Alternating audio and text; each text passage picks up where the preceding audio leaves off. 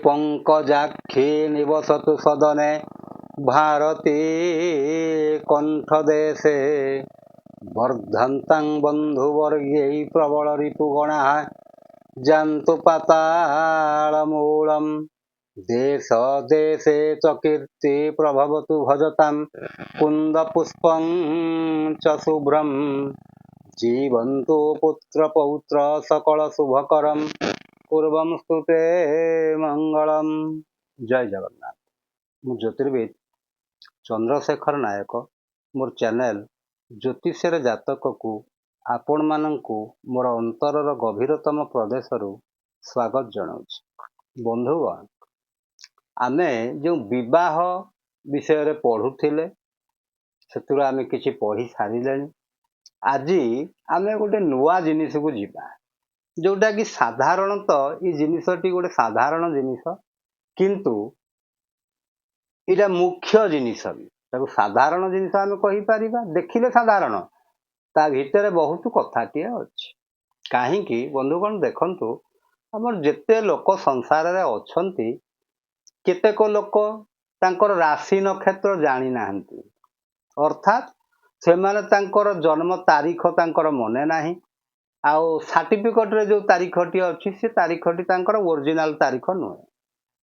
तारीख जणा नाही, समय जणा नाही, ताहले तांकर जातकटी तैयारी हेई पारे नाही। अच्छा बंधुगण, जार जातक नाही ताल तार कोन बाहागर हेई परिबोनी कि तार भल मंद काम पई किछि आमे देखिकरी कहि परिबा नाही?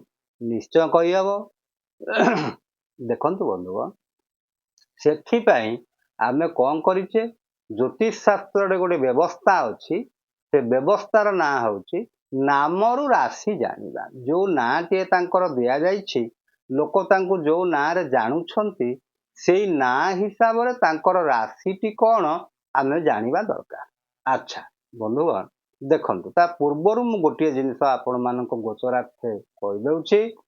हमर टोटाल नक्षत्र संख्या हला 27। देखंतु बंधुगण, टोटाल नक्षत्र हला हमर 27। अच्छा आपण माने जानि छंती जे गोटिए नक्षत्रर 4टी चरण थाए। गोटिए नक्षत्र से 4टी चरण देई गति करिथांती। ताल तांकर 4टी चरण अछि। ताल जदि 27टी नक्षत्र रहिले ताल आमे 27 गुणन 4 करदबा। 27 चौ केते ना 108। ताले टोटाल चरण संख्या हेई गला 108। ठीक अछि। ताले 108 हेले हमर नक्षत्र हला 27, पाद हला 4। 27 रे 4 गुणी देले हम 108टी पाद टोटाल पाई गले। अच्छा सेई 108टी पाद को राशि केतोटी ना राशि हेले 12टी। ताले हमें कोन करिबा, ताले 108 को हमें कोन करिबा ना 12 द्वारा भाग करिदेबा। ताले 12 द्वारा यदि भाग करिबा, 12 नुआ 108 बोली आपण माने जानि छंती। ताहले गोटिए राशि पई व्यवस्था हला केतोटी पाद, 9टी पाद। बंधुगण काहींकि 9टी पाद एटा मन रखंतु। टोटाल हला 27टी नक्षत्र, गोटिए नक्षत्रर 4टी पाद बा चरण। तेणु 27टी नक्षत्र हेले 27 गुणन 4 समान 108 पाद। 108 पाद को राशि हला 12टी।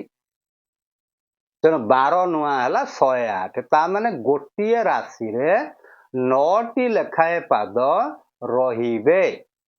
ताहले जाई करी नक्षत्र हिसाबटी ठीक रहिबो। देखंतु बंधुगण, एटी जेतिकी मो ना गुडी सब लेखिछि नामर प्रथम अक्षर। नामर नारु जानिबार अर्थ होउछि नामर प्रथम अक्षर रु आमे जानिबा। ताहले गोटिए राशि रे हमर 9टी लेखा ना लेखा आइछि। देखंतु नार प्रथम अक्षर 1 2 3 4 5 6 7 8 9 एमती सबु जांक 9 9टी। 4 4 8 1 9, 4 4 8 1 9, 4 4 8 1 9, 4 4 8 1 9, 4 4 8 1 9। अच्छा तापरे ଚାରି ଚାରି ଆଠ ଏକ ନଅ ଏମିତି ସବୁ 9ଟି ଲେଖା ନାମର ପ୍ରଥମ ଅକ୍ଷରଟି ଲେଖା ଯାଇଛନ୍ତି। ତାହେଲେ ଆମେ ଦେଖିବା ଏଇଥିରୁ ଆପଣ ଜାଣିପାରିବେ ଆପଣଙ୍କର କୋଉ ରାଶି ବୋଲି। ଆପଣଙ୍କର ତ ଗୋଟେ ନାଁ ନିଶ୍ଚୟ ଥିବ ନା। କେତେ ଲୋକର ଜାତକ ନାଁ ଗୋଟିଏ ଅଛି, ଡାକ ନାଁ ଗୋଟିଏ ଅଛି, ସାର୍ଟିଫିକେଟ ନାଁଟି ଗୋଟିଏ ଅଛି। ତେଣୁ ଯୋଉମାନଙ୍କର ଜାତକ ଅଛି ତାଙ୍କର ଜାତକ ନାଁଟା ସେଇ ହିସାବରେ ଦିଆଯାଇଛି। କିନ୍ତୁ ଯୋଉମାନଙ୍କର ଜାତକ ନାହିଁ, ଯୋଉମାନଙ୍କୁ ଜନ୍ମ ତାରିଖ ଜଣା ନାହିଁ କି ତାଙ୍କର ଜନ୍ମ ସମୟ ଜଣା ନାହିଁ, ତାହେଲେ ସେମାନେ ଏଇକା ମନେକର ବାହା ହେବାକୁ ଜଣେ ବ୍ୟକ୍ତି ଚାହିଁବ, ତାର ଜାତକଟି ନାହିଁ, ତା ବୋଲି କଣ ସେ ଆଉ ବାହା ହେଇପାରିବନି? ହେଇପାରିବ। ଏ ନାମ ରାଶି ହିସାବରୁ ଆମେ କେମିତି କରିବା ଦେଖନ୍ତୁ ବନ୍ଧୁଗଣ। ଆପଣ ମାନେ ଜାଣିଛନ୍ତି ଦେଖନ୍ତୁ ମେଷ 1 2 3 ତା ମାନେ ଏଇଟା ହେଲା ଅଶ୍ୱିନୀ, ଏଇଟା ହେଲା ଦ୍ୱିଜା, ଏଇଟା ହେଲା କୃତ୍ତିକା। ଅଶ୍ୱିନୀ ମେଷ, ଦ୍ୱିଜା ମେଷ, କୃତ୍ତିକା ମେଷ। ଫେର ଆସିଗଲା କୃତ୍ତିକା ବୃଷ। କୃତ୍ତିକାଟା ମେଷ ହେଇପାରୁଛି, ଫେର ବୃଷ ବି ହେଇପାରୁଛି। କିନ୍ତୁ ଅଶ୍ୱିନୀଟା କେବଳ ମେଷ ହେଇପାରିବ, ଦ୍ୱିଜାଟା କେବଳ ମେଷ ହେଇପାରିବ, ସେଟା ବୃଷ ହେଇପାରିବ ନାହିଁ। ତାହେଲେ ଦେଖନ୍ତୁ ଅଶ୍ୱିନୀ ମେଷ, ତାହେଲେ ମନେ ରଖନ୍ତୁ ଗୋଟିଏ ନକ୍ଷତ୍ରରେ 4ଟି ଚରଣ ଅଛି ମୁଁ କହିଛି। ତାହେଲେ ପ୍ରଥମ ଦେଖନ୍ତୁ ଚୁ ଚେ ଚୋ ଲ, ଏଇ 4ଟି ଏମାନଙ୍କୁ କୁହାଯାଏ ଅଶ୍ୱିନୀ ମେଷ 1/1। ଯୋଉମାନଙ୍କର ଅଶ୍ୱିନୀ ମେଷର ପ୍ରଥମ ପାଦରେ ପଡିଛି ତାଙ୍କର ଚୁ, ତାପରେ ଚେ ଦ୍ୱିତୀୟ ପାଦ ହେଲେ, ତୃତୀୟ ହେଲେ ଚୋ, ଚତୁର୍ଥ ହେଲେ ଲ। ଇଏ ହେଲା ଅଶ୍ୱିନୀ ମେଷ। ତାପରେ ଆଉ 4ଟା ହେଲା, ତାକୁ କହନ୍ତି ଦ୍ୱିଜା ମେଷ। ଏଟା ହେଲା 2/1। ଏଇ 4ଟି ହେଲା 2/1। ଆଚ୍ଛା, ଆଉ ଗୋଟିଏ ତ ବଳି ପଇଲା ବନ୍ଧୁଗଣ, ଆଉ ଗୋଟିଏ ବଳି ପଡିଛି। ତାହେଲେ ବଳି ପଡିଲେ କଣ ତାକୁ କରିବା ନା ସେଇଟା ରହିବ କୃତ୍ତିକା ମେଷ। ତାହେଲେ ଯଦି କୃତ୍ତିକା ମେଷ, ତାହେଲେ ସେଠାରେ ଆମେ ଲେଖିଲେ ଅରେ ତାର ନାଁଟି ଦିଆଗଲା। ଚୁ ଚେ ଚୋ ଲ ଲି ଲୁ ଲୋ ଲେ ଅ, ଏତିକ ଟୋଟାଲ ହେଲା ମେଷ ରାଶି। ତା ଦେହରୁ ଏଇ 4ଟି ହଉଛି ଅଶ୍ୱିନୀ ମେଷ, ଏଇ 4ଟି ହେଲା ଦ୍ୱିଜା ମେଷ, ଗୋଟିଏ ହେଲା କୃତ୍ତିକା ମେଷ। ବାକିଟା କୁଆଡେ ଗଲା? ତାହେଲେ ବାକିଟା ପଳେଇଗଲା ବୃଷକୁ। ଦେଖନ୍ତୁ ଏଠି ଗୋଟିଏ ରହିଗଲା, ଏଠି ଆଉ 3ଟା, କାରଣ ଆମେ 4ଟି ପାଦ ଗୋଟିଏ ନକ୍ଷତ୍ରର, ଏତିକି ଆସିଗଲା କୃତ୍ତିକା ବୃଷ।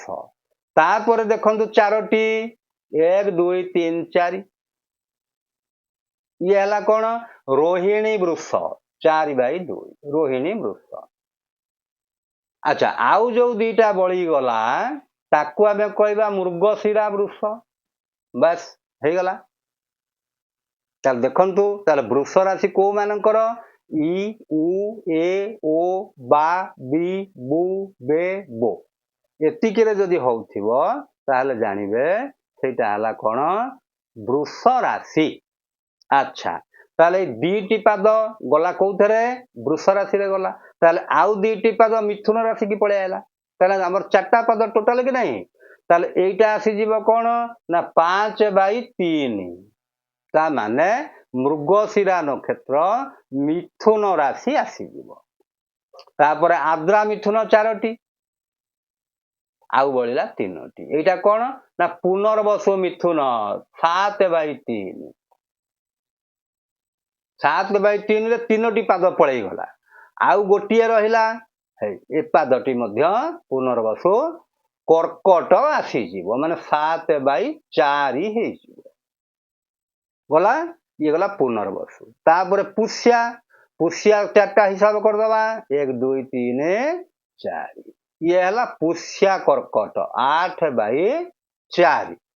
ଆଚ୍ଛା, ଆଉ 4ଟା ବି ବଳିଲା, ତେଣୁ ଏ 4ଟା ହେଲା କଣ 9/4, ଅଶ୍ଳେଷା କର୍କଟ। ଇଏ ଟୋଟାଲ ସରିଗଲା ସବୁ 3 ଧାଡିରେ 4 ଧାଡିରେ ଏଟା ସରିଗଲା। ଆଚ୍ଛା, ତାପରେ ଫେରେ ଆସିଗଲା ସିଂହ ରାଶି। ସିଂହ ରାଶିଟି କେତେ ନା ସିଂହ ରାଶିଟି 10/5। ମଘା ସିଂହ ପ୍ରଥମେ ଆସିବ।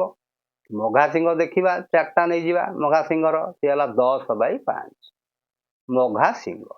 ତାପରେ ପୂର୍ବା ଫାଲ୍ଗୁନି ସିଂହ ଆସିଗଲା ଚାରିଟା, ତାକୁ ଗଲେ 11/5 ପୂର୍ବା ଫାଲ୍ଗୁନି ସିଂହ। ଆଉ ଗୋଟିଏ ବଳିଲା, ସେଇଟା ହେଲା ଉତ୍ତରା ଫାଲ୍ଗୁନି ସିଂହ। ଯୋଉ ଟେ ଯୋଉ ରହିଲା ଏଇ ମା ମି ମ ମେ ମୋ ଟା ଟି ଟ ଟେ, ତାହେଲେ ଇଏ ଗଲା ମଘା ସିଂହ, ଇଏ ହେଲା ପୂର୍ବା ଫାଲ୍ଗୁନି ସିଂହ, ଟେ ହେଲା ଉତ୍ତରା ଫାଲ୍ଗୁନି ସିଂହ। ତାପରେ ବନ୍ଧୁଗଣ ଦେଖନ୍ତୁ ଆମେ କନ୍ୟାକୁ ଯିବା। ତାହେଲେ କନ୍ୟାର ତ ଏଠି ତ ଗୋଟିଏ ପାଦ ଇଆଡେ ରହିଯାଇଛି, ତାହେଲେ ଆଉ ତିନିଟା ମିଶେଇ ଦେବା ତା ଦେହରେ। ତାହେଲେ ତାକୁ ଆମେ କହିବା ଉତ୍ତରା ଫାଲ୍ଗୁନି କନ୍ୟା। ଦେଖନ୍ତୁ ବନ୍ଧୁଗଣ ଉତ୍ତରା ଫାଲ୍ଗୁନି କନ୍ୟା ମାନେ 12/6 ଉତ୍ତରା ଫାଲ୍ଗୁନି କନ୍ୟା ଗଲା। ତାପରେ ହେଇ 1 2 3 4 ୟାକୁ କହିବା ହସ୍ତା କନ୍ୟା 13/6 ହସ୍ତା କନ୍ୟା। ଆଚ୍ଛା, ଆଉ ଯୋଉ ଦିଟି ବଳିଲା ଆକୁ କହିବା ଆମେ ଚିତ୍ରା କନ୍ୟା ମାନେ 14/6 ଚିତ୍ରା କନ୍ୟା। ତାହେଲେ ଚିତ୍ରା ନକ୍ଷତ୍ରରୁ ଦି ପାଦ ଏଠି ରହିଯାଇଛି।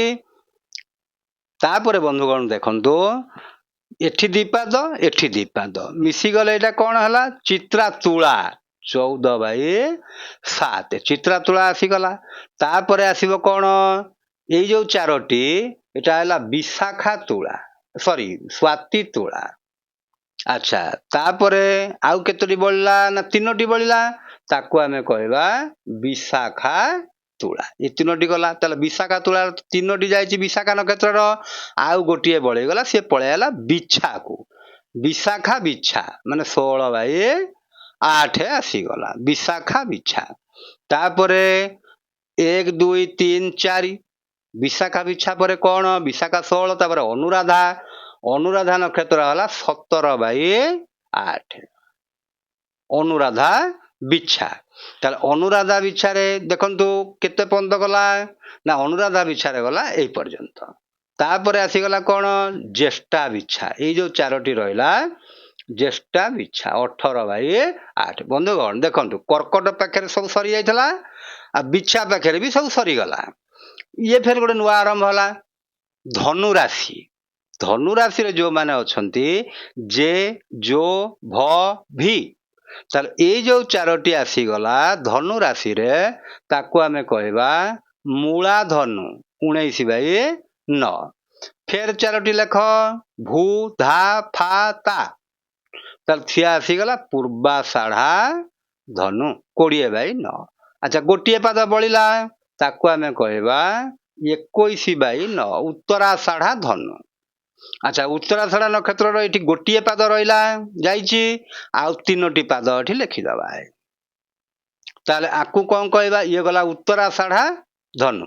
ଆଚ୍ଛା, ଆଉ କଣ ଆସିଲା ଏତିକି ଯୋଉ ରହିଲା ଆକୁ ଆମେ କହିବା ଉତ୍ତରାଷାଢା ମକର।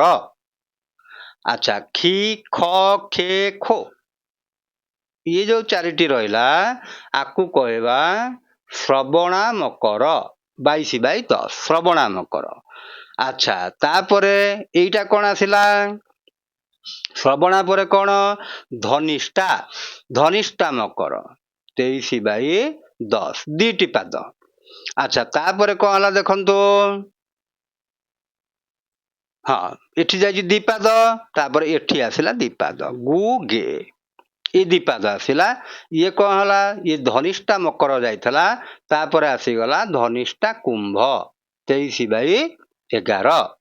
ତାପରେ ଚାରୋଟି 1 2 3 4 ଗୋ ସ ସ ସୁ, ଏଟା ସେ ହବ ଲିଭି ଯାଇଛି,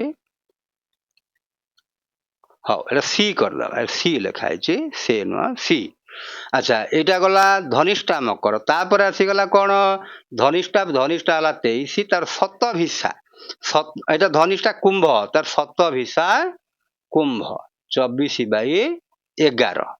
ଆଉ ବଳିଲା କେତେ ପାଦ ଏଠି ତିନି ପାଦ, ସେଟା ହେଲା 25/11 ପୂର୍ବ ଭାଦ୍ରପଦ କୁମ୍ଭ। ଆଚ୍ଛା, ତାପରେ ଏଠି ତିନିଟି ପାଦ ଯାଇଛି, ତାହେଲେ ଏଠି ଗୋଟିଏ ପାଦ ନେଇଯିବା। ଏଟା ଆସିଲା କଣ ନା ଏଇଟା ଆସିଗଲା 25/12 ମାନେ ପୂର୍ବ ଭାଦ୍ରପଦ ମୀନ ରାଶି। ତାପରେ ଫେର ଚାରିଟା ନେଇଯିବା, 4ଟା ନେଇଗଲା ପରେ ତାକୁ ଆମେ କ'ଣ କରିବା ନା ତାକୁ ଲେଖିବା 26/12 ଉତ୍ତର ଭାଦ୍ରପଦ ମୀନ ରାଶି। ଆଉ ଯୋଉ 4ଟି ରହିଲା ତାକୁ କହିବା ରେବତୀ ନକ୍ଷତ୍ର। ରେବତୀ ବା ରେବତୀ ମୀନ 27/12। ବନ୍ଧୁଗଣ, ଏଇ ଯୋଉ ଅକ୍ଷର ଗୁଡ଼ିକ ଲେଖା ଯାଇଛନ୍ତି ୟା ଭିତରେ ଦେଖନ୍ତୁ, ମନେକର ନିଅ ଗୋଟିଏ, ଉଁ ଗୋଟିଏ, ଏଥିରେ ତ ନାଁ ଦେଇ ହବ ନାହିଁ। ତେଣୁ ସେ ତା କ୍ଷେତ୍ରରେ ଆପଣ ଅରେ ବି ନାଁ ଦେଇପାରିବେ, ଆଉ ବାକି ସବୁଥିରେ ନାଁ ହେଇପାରିବ। ଯାହା ନାଁ ମନେକର ଚୁରେ ଆରମ୍ଭ ହେଇଛି, ଆପଣ ଜାଣିଲେ ତାର ଅଶ୍ୱିନୀ ମେଷ। ଚେରେ ଆରମ୍ଭ ହେଇଛି ଅଶ୍ୱିନୀ ମେଷ। ଲରେ ଲିରେ ଆରମ୍ଭ ହେଇଛି ଦ୍ୱିଜା ମେଷ। ତାହେଲେ ବନ୍ଧୁଗଣ, ଏଇ ଜିନିଷ ହିସାବରେ ଆପଣ ଯଦି ବିବାହ ପ୍ରସ୍ତାବ, ମନେକର ପୁଅର ଜାତକ ନାହିଁ, ଝିଅର ବି ଜାତକ ନାହିଁ, ତାଙ୍କ ନାମ ରାଶିରୁ ଆପଣ ଏମିତି ରାଶି ନକ୍ଷତ୍ର ବାହାର କରିଦେବେ, ବାହାର କରି ତାକୁ ମ୍ୟାଚିଂ କରିଦେବେ, ତାହେଲେ ହେଇପାରିବ। କିଛି ଗୋଟେ ଶୁଭ ଜିନିଷ ସେ ଜାଣିବାକୁ ଚାହୁଁଛନ୍ତି, ମୁଁ ଗୋଟେ ଘର ତିଆରି କରିବାକୁ ଚାହୁଁଛି, କି ଗୋଟେ ଗାଡ଼ି କିଣିବାକୁ ଚାହୁଁଛି, ମୋର କୋଉ ଦିନ ଭଲ ଅଛି। ଆଚ୍ଛା, ଭଲ ଅଛି, ତାର ରାଶି ନକ୍ଷତ୍ର ସିନା ଆପଣ ଜାଣିଲେ ଭଲ କି ମନ୍ଦ କହିପାରିବେ। ତେଣୁ ଏଇଥିରୁ ନକ୍ଷତ୍ର ବି ଜାଣିପାରିବେ, ରାଶି ବି ଜାଣିପାରିବେ। ଜାଣିପାରିଲେ ସେଇଥିରୁ ଆପଣ ଜାଣିପାରିଲେ ଯେ ହଁ ଏଇ ଜିନିଷଟା ଏଇଆ ବୋଲି। ସେଦିନ ତାର ତାରଚନ୍ଦ୍ର ଶୁଦ୍ଧି ଅଛି କି ନାହିଁ ଆପଣ ଦେଖିପାରିବେ, କି ଆପଣ ଯେକୌଣସି ଜିନିଷ ଦେଖିବାକୁ ଚାହିଁବେ ରାଶି ନକ୍ଷତ୍ରରୁ ଆପଣ ଦେଖିପାରିବେ। ଆଉ ଆପଣ ଏଇ ଲିଷ୍ଟରୁ ଏଇଟା ତ ଗାରେଇ ହେଇଗଲାଣି, ମୁଁ ଯେତେବେଳେ ପ୍ରଥମେ ଲେଖିଥିଲି ସେଇଟାକୁ ଆପଣ ଲେଖିଦିଅନ୍ତୁ। ଲେଖିଦେଲେ ଆପଣ ଜାଣିପାରିବେ, କାହିଁକିନା ଏଇଟା ଲିଭିଗଲାଣି। ମୁଁ ଯେହେତୁ ଏଇଟା ପଢ଼ଉଥିଲି, ଗାର ସବୁ ଟାଣିଛି, ଲିଭି ଗଲାଣି। କେଉଁଠି ହର୍ଷେଇକାର ଲିଭି ଯାଇଛି, କେଉଁଠି ହର୍ଷଉକାର ଲିଭି ଯାଇଥିବ, ତାକୁ ଆପଣ ଠିକ୍ କରିକିରି ମୁଁ ଯେଉଁ ମୂଳରୁ ଲେଖିଥିଲି ତାକୁ ଲେଖିବେ। ହଉ ବନ୍ଧୁଗଣ, ମୁଁ ଭାବୁଛି ଏ ଜିନିଷଟି ଆପଣଙ୍କର ବହୁତ ଉପକାରରେ ଆସିବ। ଆଉ ସ୍ପେସିଆଲି ଯେଉଁମାନଙ୍କର ଜାତକ ନାହିଁ ସେମାନେ ଆଦରୁ ଫାଇଦାଟି ପାଇପାରିବେ। ହଉ ବନ୍ଧୁଗଣ, ଆପଣଙ୍କୁ ଯଦି ଭଲ ଲାଗିଥାଏ ଲାଇକ୍ କରିବେ, ସେୟାର କରିବେ, ସବସ୍କ୍ରାଇବ୍ କରିବେ। ଆଉ ଏତିକିରେ ରହିଲି ବନ୍ଧୁଗଣ। ଜୟ ଜଗନ୍ନାଥ।